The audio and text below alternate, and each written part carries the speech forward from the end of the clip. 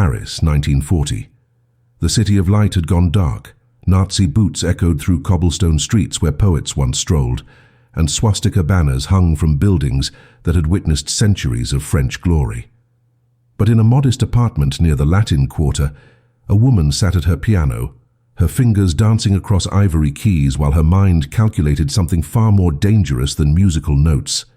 Her name was Josephine Baker, and she was about to become one of the most unlikely spies in World War II history. The American-born sensation who had conquered European stages with her exotic performances and magnetic charisma was now using those very same talents to smuggle military secrets right under the noses of the Third Reich. The weapon of choice? Sheet music covered in invisible ink, carrying intelligence that would help turn the tide of the war. This is the story they buried in classified files for decades, the tale of how a black entertainer from St. Louis became a decorated war hero who risked everything while the world watched her sing.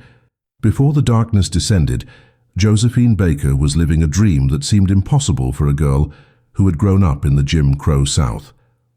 Born in 1906 in Missouri, she had escaped the suffocating racism of America and found herself reborn in the welcoming embrace of Paris during the Roaring Twenties.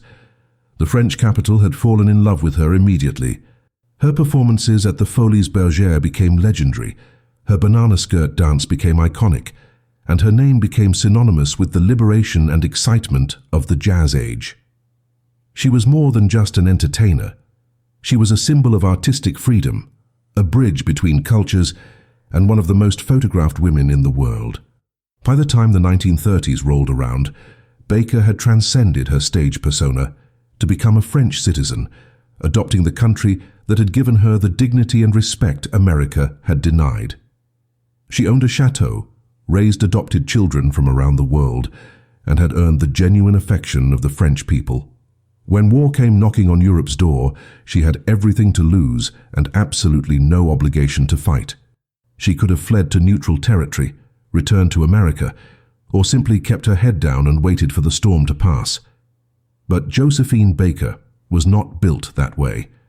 When France fell to the Nazi blitzkrieg in June of 1940, something crystallized inside her. The country that had embraced her when her own homeland had rejected her was now under the boot of an ideology that made American racism look almost quaint by comparison. The Nazis weren't just occupying territory. They were systematically destroying everything she held dear, targeting Jews, Roma, homosexuals, and anyone else who didn't fit their twisted vision of racial purity. Baker understood persecution in her bones. She had lived it, escaped it, and now she was watching it unfold on a scale that dwarfed anything she had experienced in St. Louis. While other celebrities fled or collaborated, Baker made a choice that would have been unthinkable to most people in her position. She walked into the offices of Jacques Abtey, head of French military intelligence in Paris, and offered her services to the resistance. The intelligence officer was skeptical at first. What could a cabaret star possibly offer to a sophisticated espionage operation? Baker's answer was simple and devastating in its logic. She could go anywhere, meet anyone, and no one would ever suspect her of being anything more than an entertainer. The French intelligence service quickly realized they had stumbled upon an asset of extraordinary value. Baker's fame was her perfect cover, her international celebrity status an unbreakable shield. She had invitations to embassy parties. She attended high society gatherings where German officers and Vichy collaborators spoke freely, and she traveled across borders with an ease that trained spies could only dream of. But the brilliance of Baker's operation wasn't just about access. It was about the method she developed to smuggle the intelligence she gathered. Sheet music became her secret weapon, the innocent pages of musical compositions transformed into vessels of military significance.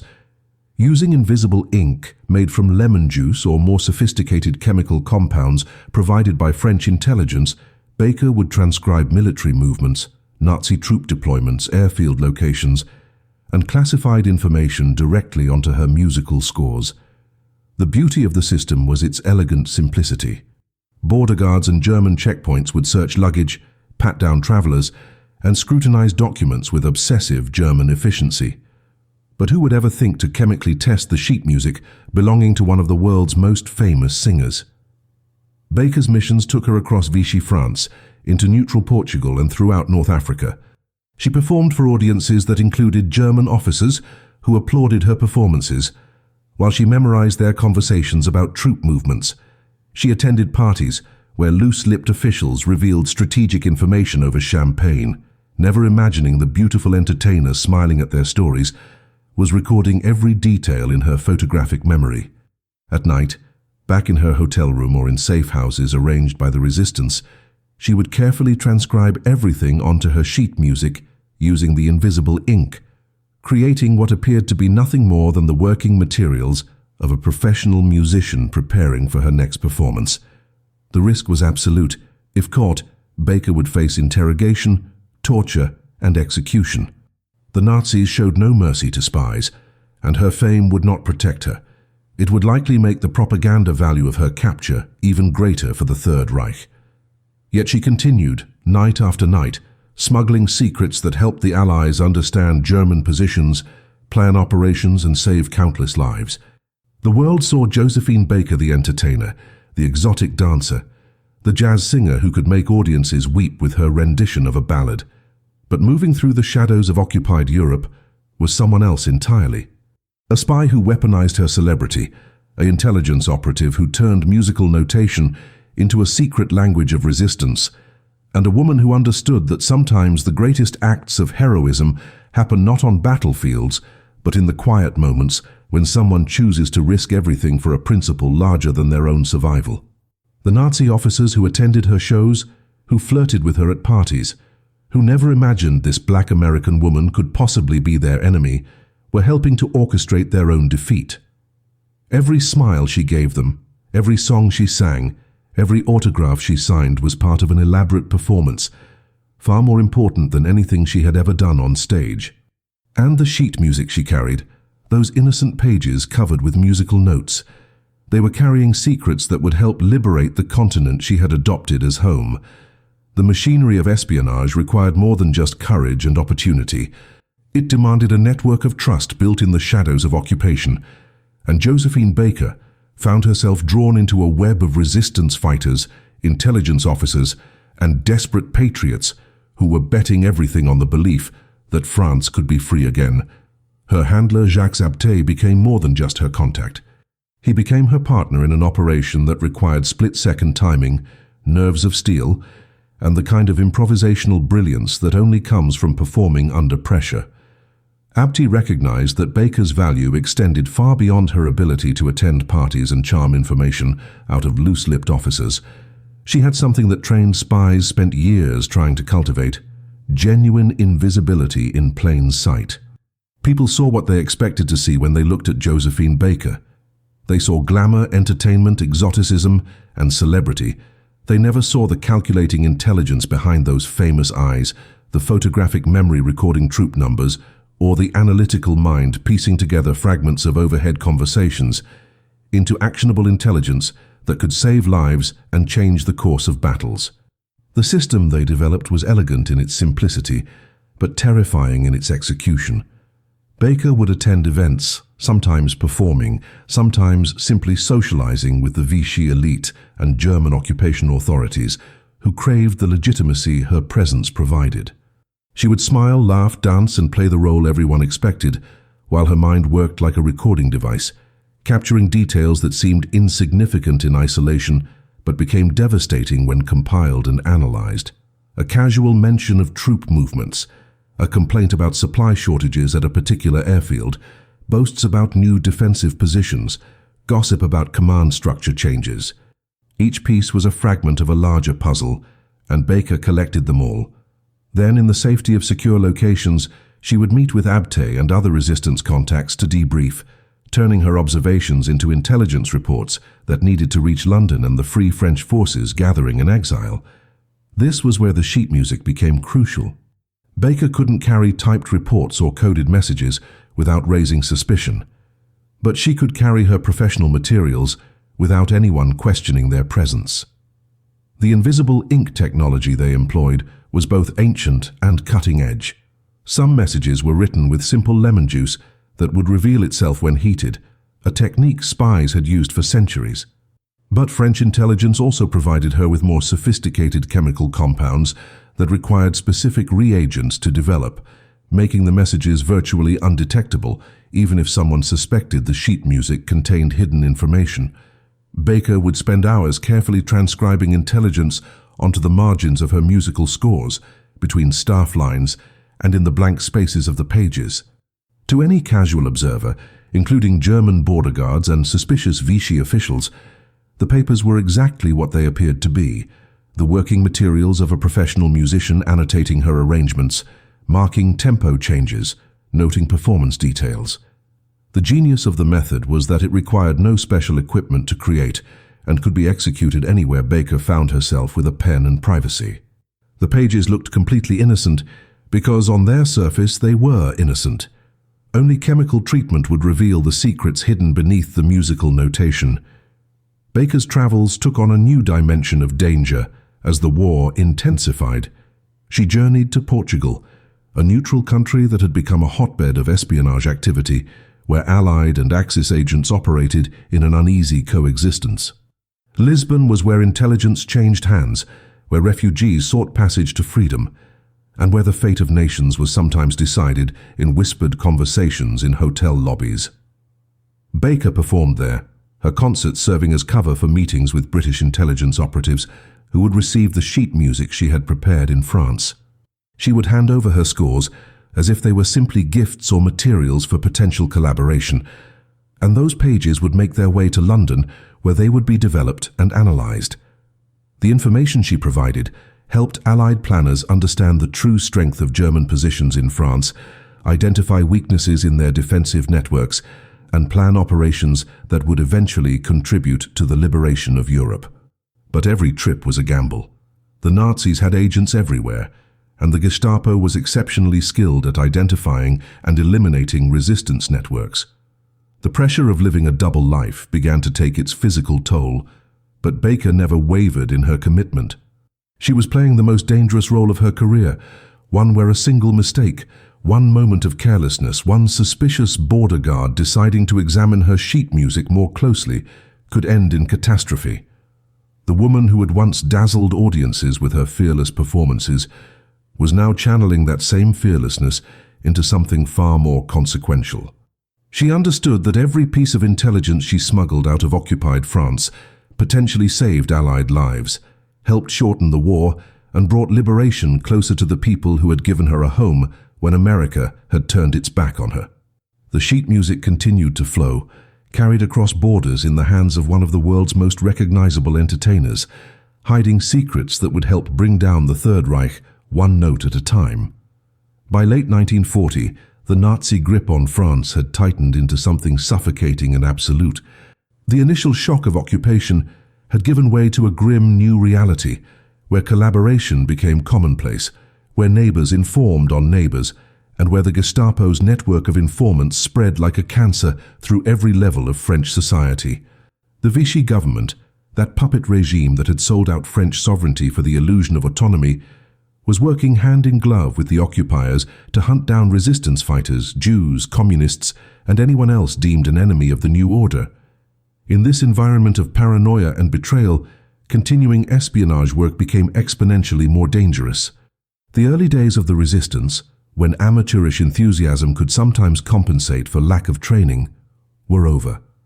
The Nazis had adapted, their counterintelligence operations had become more sophisticated, and the price for getting caught had been demonstrated with public executions designed to terrorize the population into submission.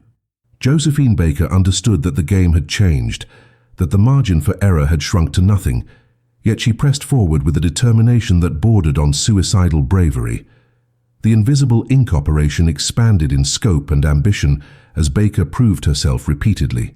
French intelligence began using her for increasingly sensitive missions, recognizing that her unique position offered opportunities that simply didn't exist for conventional operatives.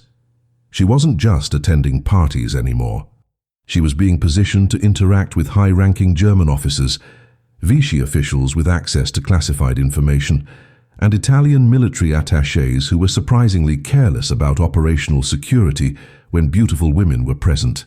Baker would engage them in conversation, flirt just enough to keep them talking, ask seemingly innocent questions about their work, and express admiration for their supposed military brilliance.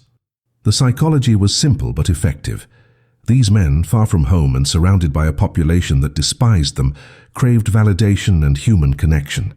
Baker provided both, all while cataloguing everything they revealed. She learned about new German defensive positions being constructed along the Atlantic coast, details about supply lines stretching back to the fatherland, and intelligence about internal conflicts within the German command structure that revealed exploitable weaknesses. The technical aspects of her tradecraft became increasingly sophisticated as the stakes rose higher. The sheet music method evolved beyond simple invisible ink messages to include more complex encoding systems. Baker began using specific musical notations as codes themselves, where certain markings on particular notes would correspond to predetermined intelligence categories. A sharp symbol in a specific position might indicate troop movements, a flat symbol could denote supply information, and tempo markings could encode dates and times. This created multiple layers of security. Even if someone discovered the invisible ink messages, they would still need to decode the musical notation system that provided additional context and verification. French intelligence also began providing Baker with microphotography equipment, allowing her to photograph documents she gained access to and hide the resulting microfilm within the binding of her sheet music folders. The technology was cutting edge for 1940, and placing it in the hands of an entertainer, rather than a trained spy, was a calculated gamble that paid extraordinary dividends. But as Baker's importance to the intelligence network grew, so did the danger. The Gestapo was not staffed by fools, and their counterintelligence officers were beginning to notice patterns. High society events attended by Baker sometimes preceded Allied operations that suggested insider knowledge of German positions. It was subtle, perhaps too subtle to build a case on, but it was enough to put her name on lists of persons of interest. Baker became aware of increased surveillance. She noticed the same faces appearing at multiple venues, recognized the telltale signs of professional watchers, and understood that her window of operational security was closing. The resistance network made the decision to exfiltrate her from France before the net closed completely.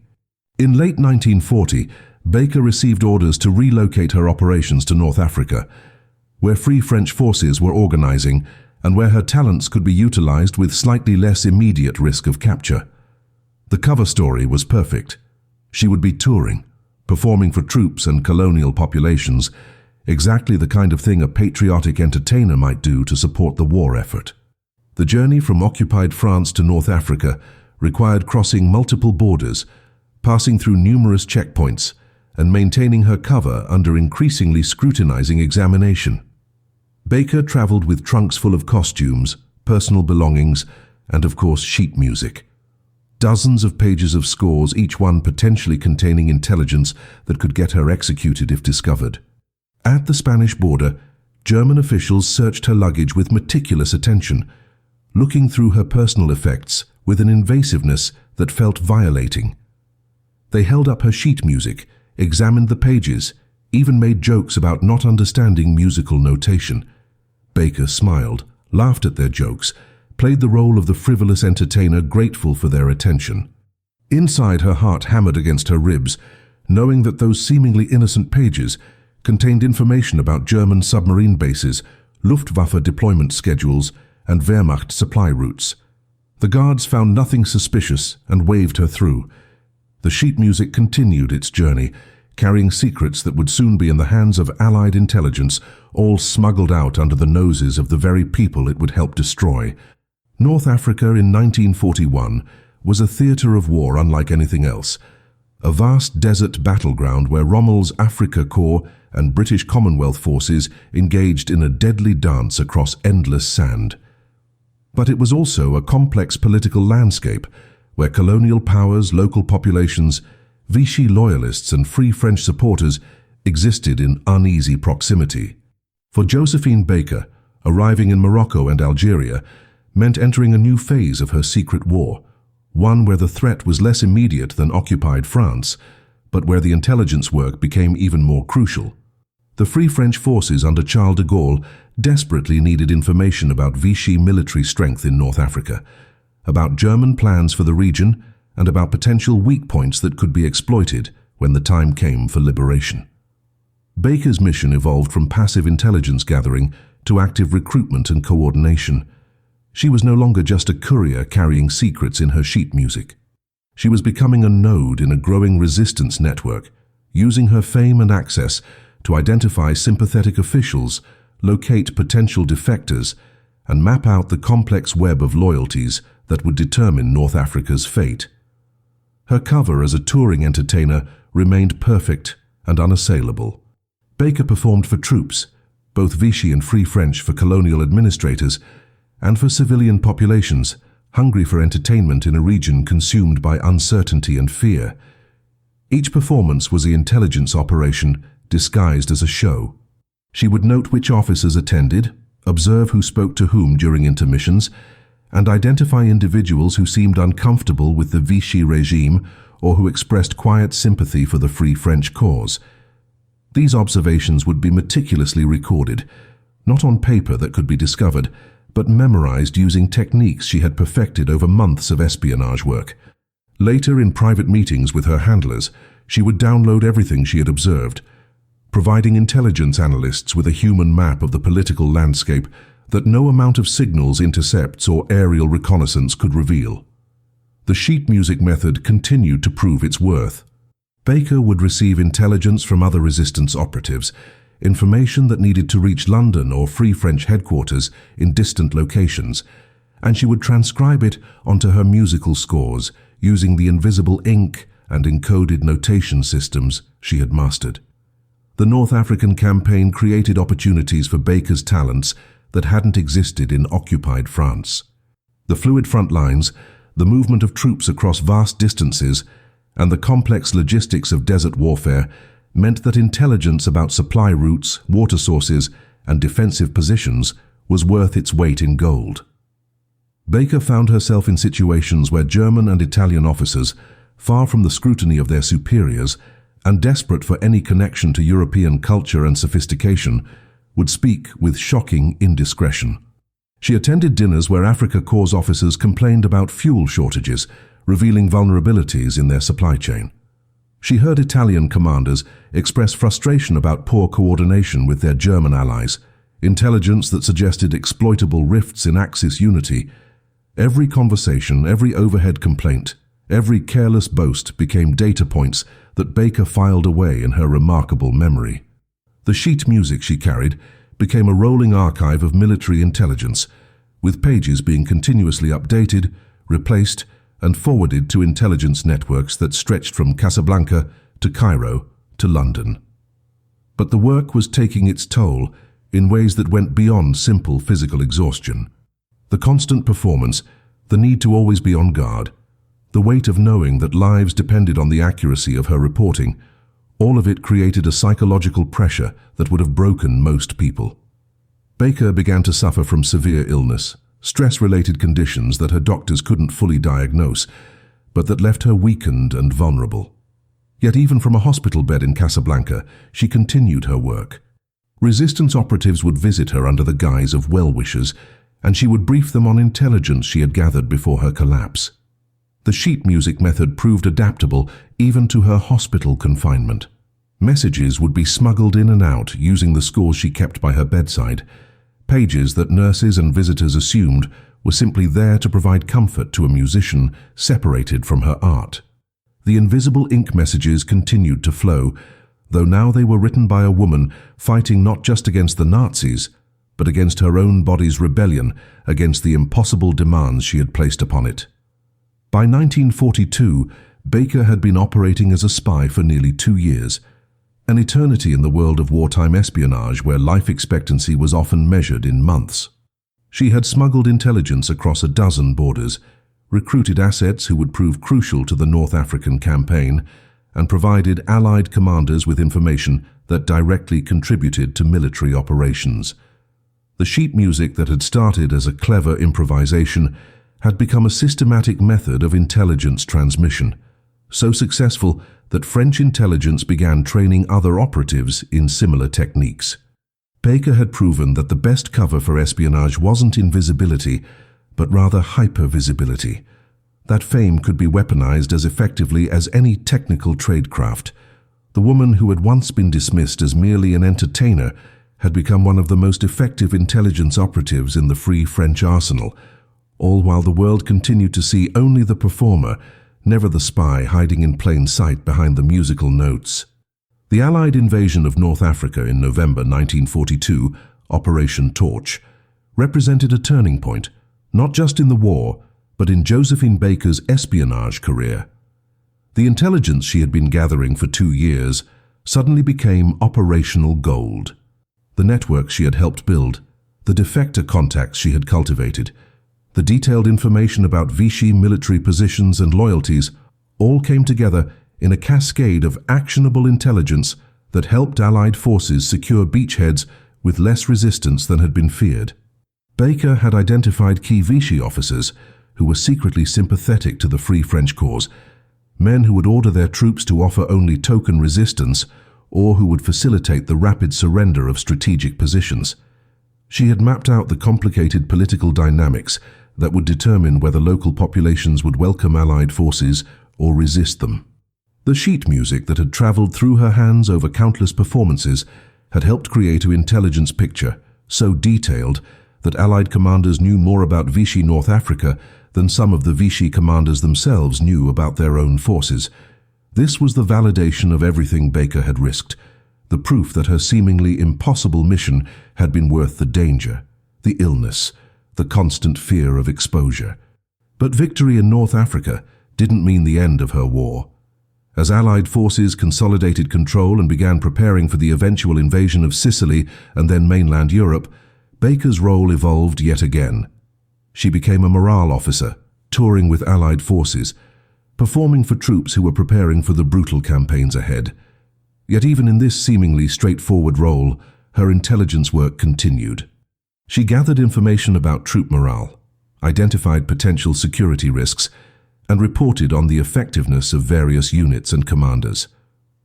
The Free French forces, now reorganized and growing stronger with each passing month, relied on her assessments of personnel and her ability to identify talent within their ranks.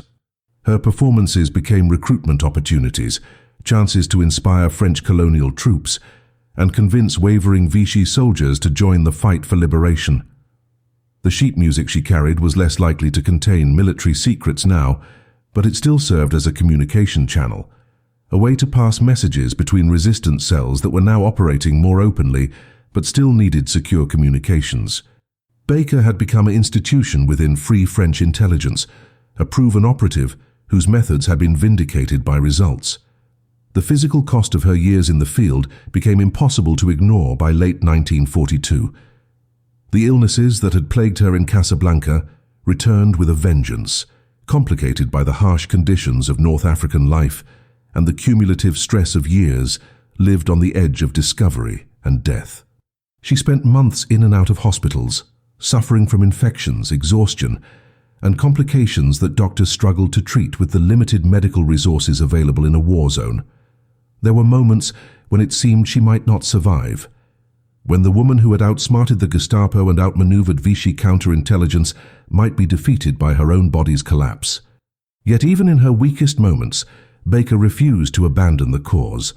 She continued to receive visitors from French intelligence, continued to provide insights and assessments, and continued to plan for her return to active duty once her health improved. The commitment was absolute, almost frightening in its intensity. Baker had found in the resistance something she had searched for her entire life, a cause worthy of total sacrifice, a fight where her contributions mattered not because of her entertainment value, but because of her courage, intelligence, and unwavering dedication. By 1943, as Allied forces prepared for the invasion of Italy and the long road back to France, Baker had recovered enough to resume limited duties. She could no longer maintain the grueling schedule of constant travel and performances that had characterized her early espionage work, but she remained valuable for her connections, her knowledge of personnel, and her ability to inspire troops preparing for the most difficult campaigns of the war. The Free French forces had grown from a ragtag collection of exiles into a legitimate military force, and Baker had been part of that transformation from the earliest days. She wore a Free French Air Force uniform now, having been officially inducted into the Women's Auxiliary, though her rank and decorations only hinted at the true nature of her service. The sheet music method had largely been phased out as more conventional communication systems became available in liberated territories, but Baker kept some of those marked pages as personal mementos of a time when musical notation had been her weapon and invisibility in plain sight had been her shield. The woman who performed on stages across North Africa in 1943 was different from the terrified but determined spy who had first walked into Jacques Abte's office back in Paris. She carried herself with the confidence of someone who had been tested in the most extreme circumstances and had not been found wanting. The audiences who watched her perform saw a legendary entertainer giving her all for the troops, and that was true enough. But beneath the sequins and behind the famous smile was a decorated intelligence operative who had smuggled secrets across a continent, built resistance networks from scratch, and contributed to military victories through sheer courage and improvisation. The sheet music that had once hidden messages in invisible ink now contained only melodies, but those pages represented something profound. They were proof that the most effective weapons in war are sometimes the most unexpected, that heroism comes in forms the history books rarely recognize, and that sometimes the person everyone underestimates turns out to be the one who changes everything. The liberation of Paris in August 1944 was a moment of ecstatic triumph that seemed impossible just years earlier when Nazi banners had flown from the Eiffel Tower and collaborators had walked freely through streets where resistance fighters had been hunted like animals. Josephine Baker returned to her adopted city not as a refugee or a fugitive, but as a uniformed member of the Free French forces, wearing the insignia of a sub-lieutenant and carrying decorations that acknowledged, however incompletely, her service to France. The crowds that lined the streets to welcome Charles de Gaulle and the liberating forces didn't know the full story of what Baker had done. They saw a beloved entertainer who had remained loyal when so many had chosen collaboration or comfortable exile. They didn't know about the sheet music covered in invisible ink, the intelligence networks she had built, the risks she had taken every single day for years. The secrecy that had protected her during the war now meant that her contributions would remain largely unknown, buried in classified files and known only to the intelligence officers who had worked with her directly. This was the price of successful espionage work. The most effective operatives are the ones whose stories are never told, whose heroism remains forever hidden, because revealing it would compromise methods and endanger others who continue the work. Baker's post-liberation life became a complex negotiation between her public persona and her secret history. She resumed performing, though with less frequency than before the war, using her fame to support reconstruction efforts and to advocate for the causes she believed in. But she also continued to work with French intelligence services in ways that remained classified for decades. The Cold War was beginning to take shape, and operatives with Baker's experience and international connections were valuable assets in a new kind of conflict. She traveled extensively, performing around the world, and while most of these trips were exactly what they appeared to be, some served dual purposes that echoed her wartime activities. The techniques she had pioneered, the use of celebrity as cover for intelligence work, became part of the standard tradecraft taught to new generations of operatives. Intelligence agencies around the world studied her methods, recognizing that she had stumbled upon something profound about human psychology and the nature of effective deception. People see what they expect to see, and no one expects a glamorous entertainer to be a trained intelligence operative carrying military secrets in sheet music. The French government began to officially recognize her wartime service in the years following liberation, though always in carefully measured ways that didn't reveal operational details. In 1946, she was awarded the Croix de Guerre for her military service, a decoration given to those who had distinguished themselves through acts of heroism involving combat with enemy forces. The citation was necessarily vague, mentioning her service to free French forces and her contributions to the liberation, but avoiding any specifics about espionage activities. Later that same year, she received the Rosette de la Résistance, another honor that acknowledged her role in the underground fight against occupation. These decorations meant everything to Baker. They were France's way of saying that she belonged, that her contributions had been seen and valued, that the country she had adopted had not forgotten what she had sacrificed on its behalf. For a woman who had spent her early life being told she was less than, who had endured the humiliation of American segregation, these French honors represented a validation that transcended mere military recognition. But perhaps the most significant recognition came in 1961, 15 years after the war's end, when Baker was made a Chevalier of the Legion of Honor, France's highest decoration. The ceremony was conducted with full military honors, and while the citation still couldn't reveal the complete truth of her wartime activities, those who knew understood what was really being honored. Baker stood in her uniform, now decades removed from the desperate days of occupation and resistance, receiving an honor that placed her among France's greatest heroes. The medal pinned to her chest represented not just her individual courage, but the courage of all those who had resisted when resistance seemed futile, who had fought when fighting seemed suicidal, and who had believed in liberation when the Nazis seemed invincible. The sheet music method, that improvised technique born of necessity and brilliant simplicity, had never been publicly revealed. It remained classified, a secret shared only among intelligence professionals who studied its elegant effectiveness. Baker never wrote a memoir that detailed her espionage work, never sought publicity for the most important thing she had ever done. The discretion that had kept her alive during the war continued to govern her conduct in peace. The America that Baker had left behind in the 1920s had changed dramatically by the 1950s and 60s, but not enough. She returned periodically to perform and was shocked to find that segregation still dominated much of the country, that the racism she had escaped decades earlier remained entrenched and violent. She used her French decorations and her status as a war hero to challenge American racism directly. When hotels refused to accommodate her because of her race, she would appear in her French military uniform, wearing her medals, and force them to confront the absurdity of discriminating against a decorated war hero.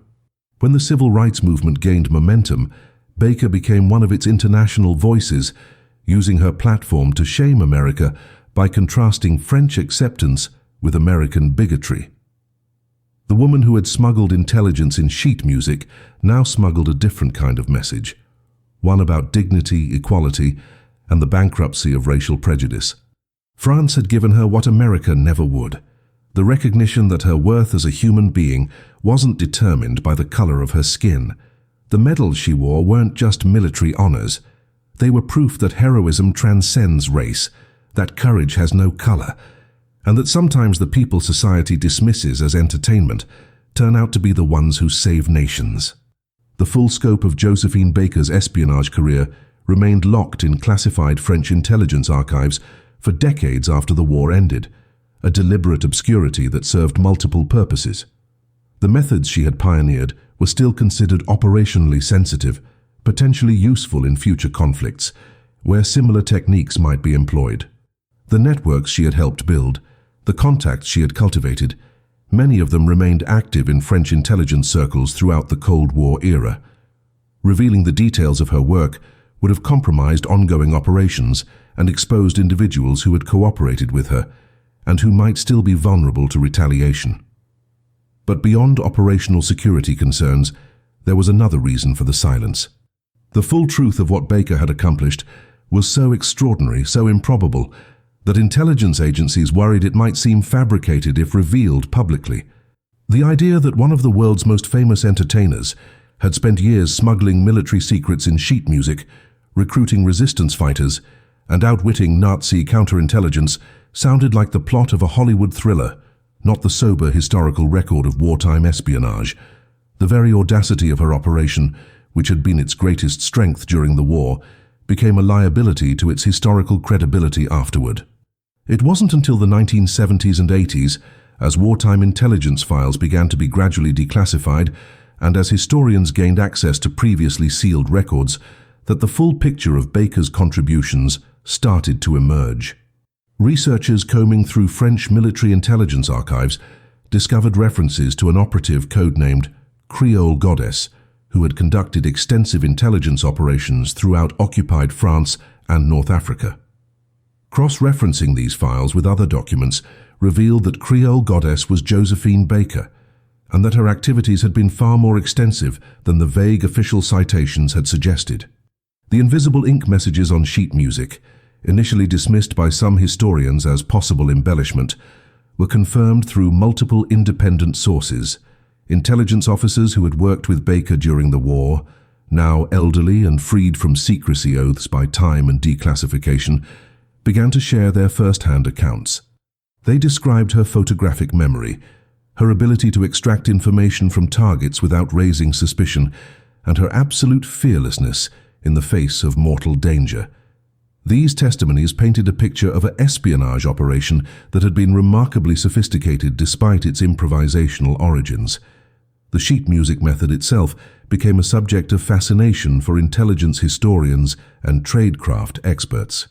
Analysis revealed layers of sophistication that Baker and her handlers had developed over time. The invisible ink was just the first layer of security. The musical notation itself had been weaponized as a code, with specific markings corresponding to intelligence categories. Even the choice of which compositions to use had significance, with certain pieces indicating the priority level of the information contained within. A Mozart sonata might carry routine intelligence, while a Beethoven symphony could indicate urgent material requiring immediate attention. This system allowed Baker to communicate not just content, but context, giving her handlers crucial information about how to prioritize and act upon the intelligence she was smuggling. The elegance of the system was that it required no special equipment beyond what any touring musician would naturally possess, could be executed anywhere, and would appear completely innocent even under close scrutiny. It represented a perfect fusion of Baker's artistic life and her secret war, transforming the tools of her profession into weapons against fascism. The human cost of her espionage work also became clearer as more information emerged. The illnesses that had nearly killed her in North Africa were directly attributable to the stress and conditions of her intelligence work. She had contracted infections during travel through dangerous territories, suffered malnutrition while maintaining her cover in resource-scarce regions, and developed stress-related conditions from years of living with the constant possibility of exposure and execution. Medical records revealed that doctors had advised her repeatedly to cease her activities, that her handlers had offered to extract her from operations due to health concerns, and that she had refused every time. The commitment bordered on obsession, driven by a complex mixture of gratitude to France, fury at Nazi ideology, and a deep-seated need to prove her worth through sacrifice. Baker had spent her childhood being told she was worthless because of her race, and the resistance gave her an opportunity to demonstrate value so profound that no one could ever diminish it. The sheet music she carried wasn't just smuggling intelligence, it was carrying proof of her own significance, validation written in invisible ink that would eventually be revealed for history to judge. By the time Baker died in 1975, just days after a triumphant comeback performance in Paris, she had lived long enough to see some acknowledgement of her wartime service, though the full details remained classified. Her funeral was a state affair, with full military honors and a 21-gun salute, the first American-born woman to receive such recognition from the French government. Thousands lined the streets to pay respects, seeing her off as the legend she had become. But even in death, the complete truth of what she had accomplished remained partially hidden, waiting in archives for future generations to discover. The sheet music that had once carried secrets capable of changing the course of battles was scattered now, some pieces preserved in museums, others lost to time, and still others sitting in intelligence archives where they remained classified decades after the events they documented. Each page represented a small act of resistance, a moment when Josephine Baker had chosen courage over safety, and collectively they told a story of heroism that the world was only beginning to understand. The invisible ink had long since faded or been revealed, but the legacy it recorded was becoming clearer with each passing year, Each declassified document, each historian who dove deeper into the archives and emerged with another piece of an extraordinary puzzle. The strategic impact of Baker's intelligence work can only truly be appreciated when examining specific operations where her information proved decisive. One particularly crucial contribution came in early 1943, when Allied planners were preparing for what would eventually become the invasion of Sicily and the Italian campaign.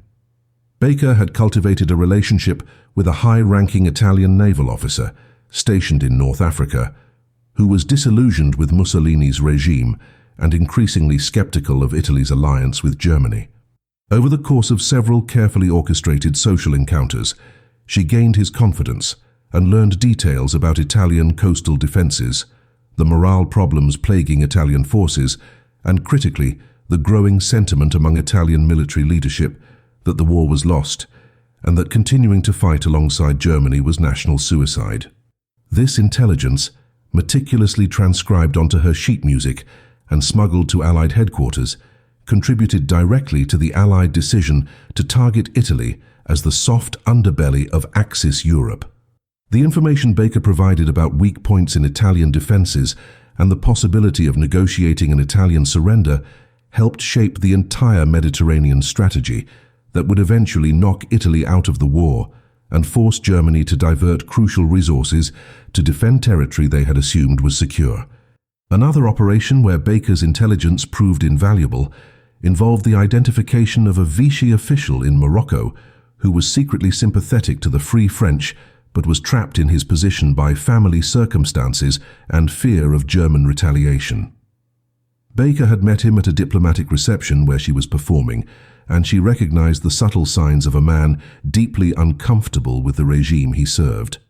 Over subsequent encounters, she carefully cultivated a relationship built on shared cultural interests and what appeared to be innocent conversation about music and art. The official, never suspecting that the famous entertainer was actually a trained intelligence operative, gradually revealed his true sympathies and his access to information about Vichy military dispositions in North Africa. Baker recruited him as an asset, providing him with methods to pass information safely and giving French intelligence a window into Vichy planning that proved crucial during Operation Torch. When Allied forces landed, this official used his position to facilitate the surrender of key installations, saving lives and accelerating the North African campaign. His cooperation was a direct result of Baker's recruitment skills, her ability to identify potential assets and bring them into the fold without ever revealing her true purpose until the moment was right. The psychological dimension of Baker's work deserves particular attention because it reveals the sophistication of her tradecraft.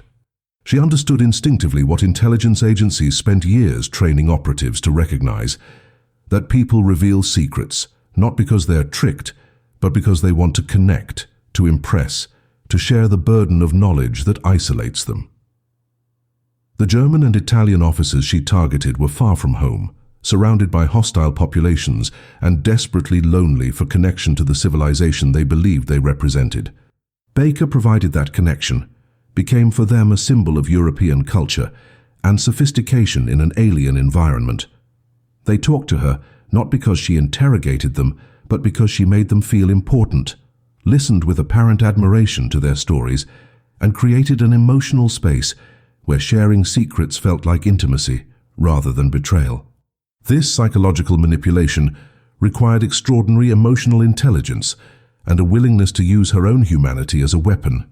Every smile, every laugh, every moment of apparent connection was calculated and controlled, a performance far more demanding than anything she had ever done on stage. The toll this took on her psyche was immense, creating a dissociation between the public Baker and the private operative that would affect her for the rest of her life. The technical evolution of her methods also accelerated as the war progressed and technology advanced. By 1943, French intelligence had provided Baker with micro-cameras that could photograph documents quickly and discreetly. She learned to use these devices while maintaining her cover as an entertainer, photographing papers during brief moments when she was left alone in offices or when targets carelessly left sensitive materials visible during social gatherings. The resulting microfilm would be concealed within the binding of her sheet music folders, creating an additional layer of hidden intelligence beyond the invisible ink messages on the pages themselves. This combination of old and new tradecraft, invisible ink and microphotography, musical code and photographic evidence, made Baker's operations remarkably productive. A single performance tour could yield intelligence reports, photographic documentation, and recruited assets, all smuggled out of hostile territory inside materials that appeared completely innocuous. The volume of intelligence she generated was staggering, and analysis of declassified records suggests that her productivity rivaled or exceeded that of entire intelligence networks operating in the same theaters. Perhaps most remarkably, Baker continued to innovate her methods even as her health deteriorated, and as the operational environment became more dangerous. When illness confined her to hospitals, she adapted by using visitors as couriers and medical staff as unwitting participants in intelligence operations. When travel became restricted, she developed methods to operate within smaller geographic ranges while maintaining productivity. When German counterintelligence began to tighten security around public performances, she shifted to private gatherings where she could exercise more control over the environment and the attendees. This adaptability, this refusal to be stopped by obstacles that would have ended most operations, was perhaps her greatest contribution to intelligence tradecraft. She demonstrated that effective espionage is not about following rigid protocols, but about creative adaptation to constantly changing circumstances. The sheet music method itself was an adaptation, born from necessity and perfected through practice. Every challenge she faced became an opportunity to innovate, to find new ways to accomplish the mission, to turn limitations into advantages.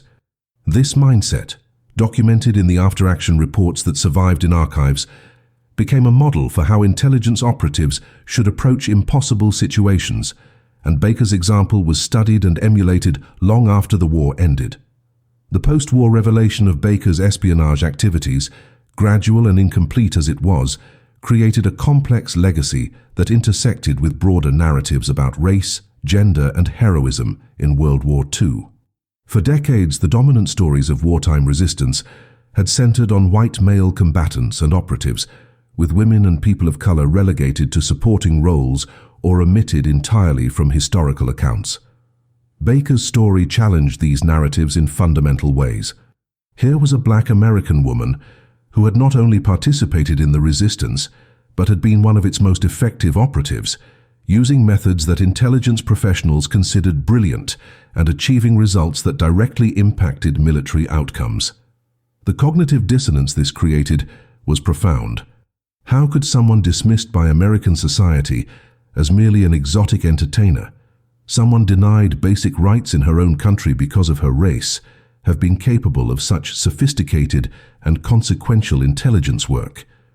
The question forced a reckoning with assumptions about who gets to be a hero, whose contributions count as significant, and how intelligence and capability are distributed across lines of race and gender that society had constructed as barriers to achievement. The sheet music method became emblematic of this larger challenge to conventional wisdom. Intelligence historians had long assumed that effective espionage required extensive training, technical expertise, and the kind of institutional support that only state intelligence agencies could provide.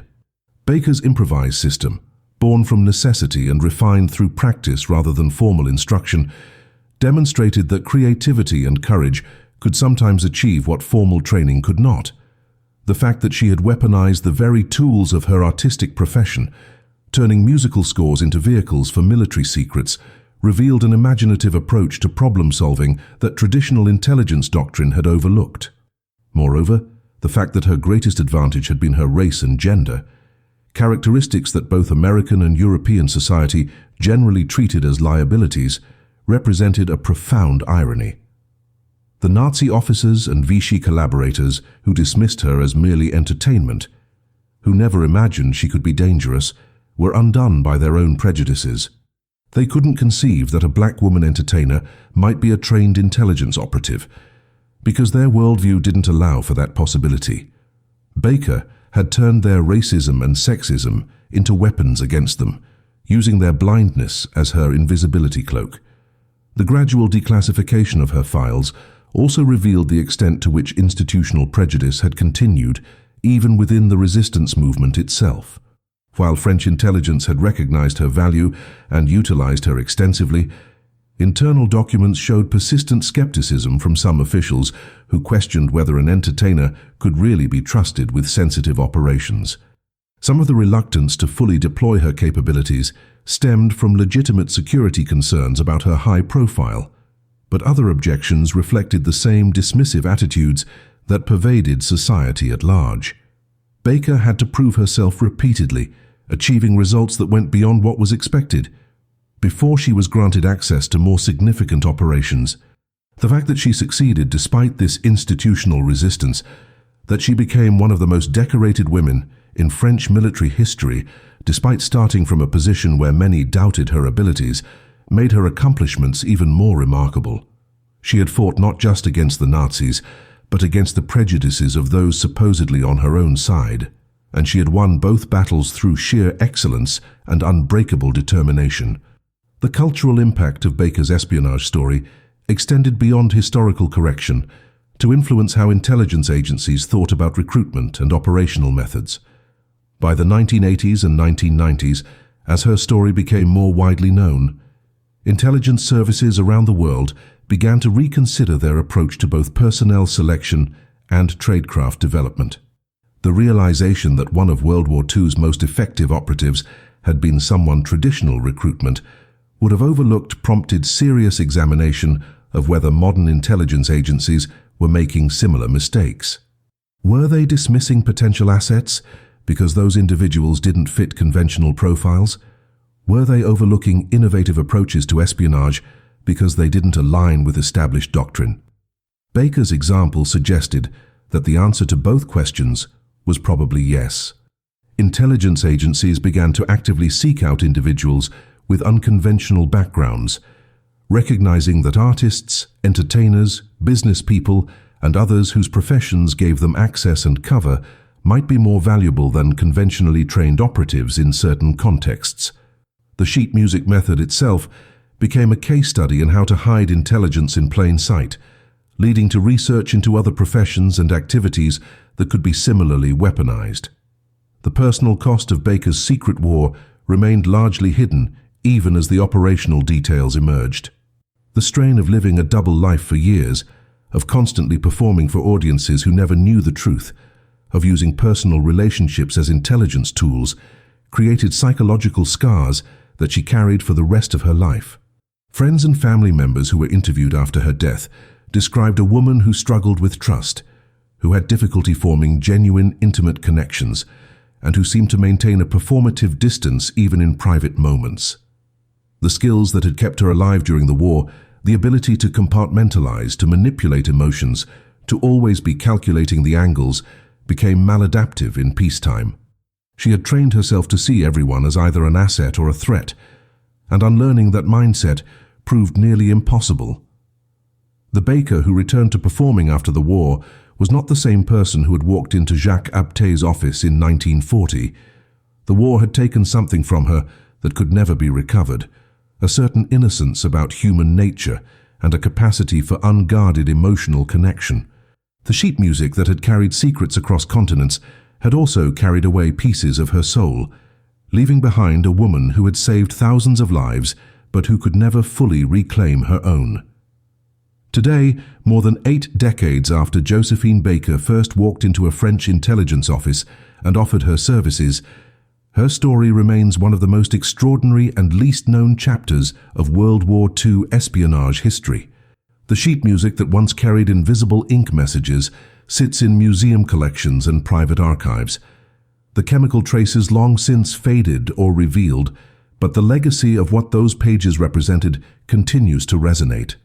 In an era where the contributions of women and people of color to the war effort are finally receiving the recognition they deserve, Baker's story stands as perhaps the most dramatic example of heroism hidden in plain sight.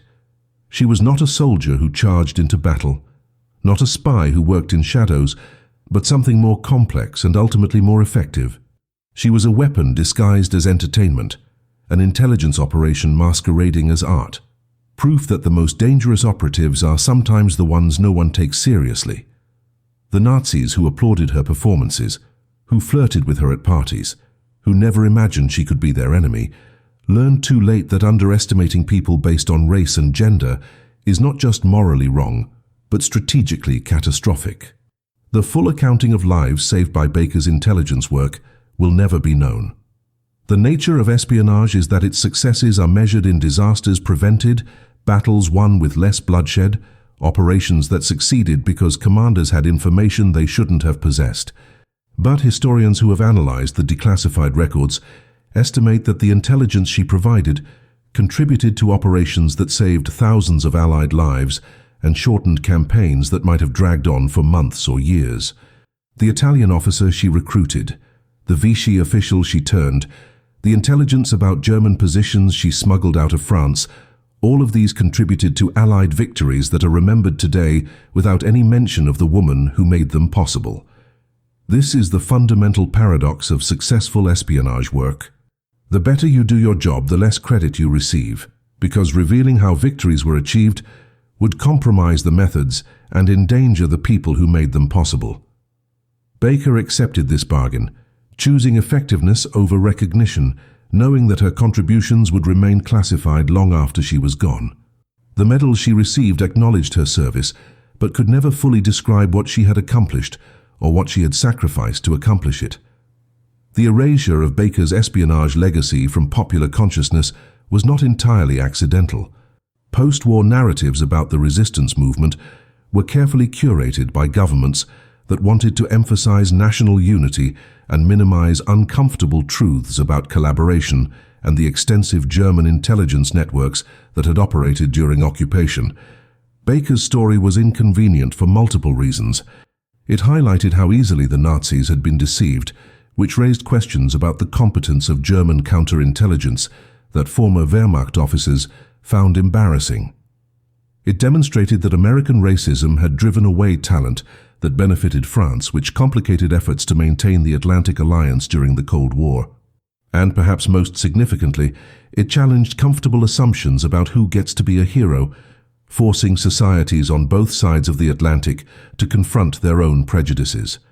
It was easier to remember Baker as an entertainer who had remained loyal to France than to grapple with the full implications of her intelligence career and what it revealed about the systematic underestimation of women and minorities that had characterized Western society. But the truth has a way of emerging eventually, and Baker's story has been gradually reclaimed by historians, artists, and activists who recognize its profound importance. In 2021, nearly 50 years after her death, France took an unprecedented step by inducting Josephine Baker into the Pantheon, the final resting place of France's most honored citizens.